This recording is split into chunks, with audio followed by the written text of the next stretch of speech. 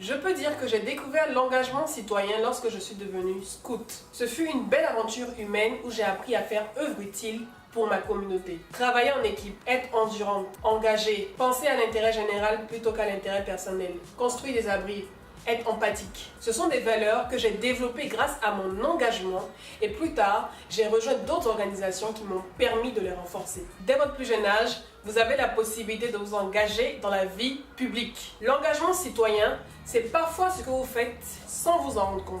Et ça s'explique en 4 points. Tu n'as pas besoin d'être riche pour être un bon citoyen.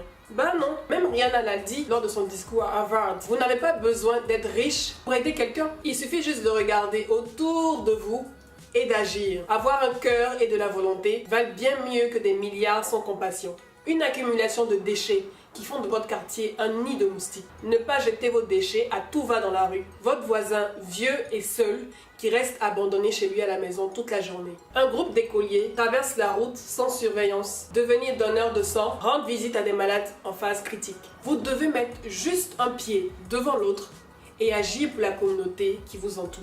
Ce que vous faites pour l'intérêt général a toujours un impact à court, moyen ou long terme dans votre vie. Croyez-moi, vous n'avez pas besoin d'être riche pour être un bon citoyen. Tu n'as pas besoin d'avoir fait de longues études pour être un bon citoyen. Mais qui vous a mis ça dans la tête? Être un bon citoyen n'est pas l'apanage d'une élite intellectuelle. Et ça m'étonnerait. Je vous épargne les différentes anecdotes. Ce qui me plaisait lorsque j'étais scout, c'était que nous travaillions tous ensemble, sans distinction de catégorie sociale ou de race.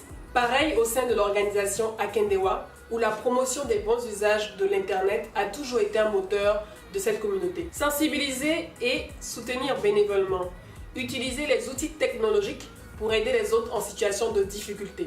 Apprenez à être volontaire, tout simplement. Tu n'as pas besoin d'attendre les autres ou d'être frappé par le destin pour agir.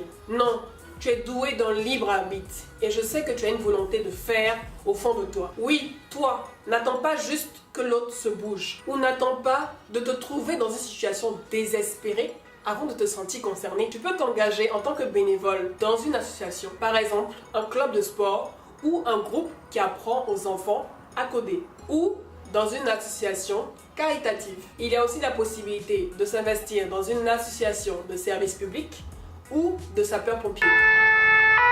Tu as la possibilité de monter un projet, organiser un concert, une compétition ou une exposition par le biais de ton association. Sinon, tu peux t'investir en tant que représentant ou élu local. Par exemple, délégué de classe, membre du conseil du quartier ou délégué au sein de l'association des étudiants. Enlève-toi ça de la tête.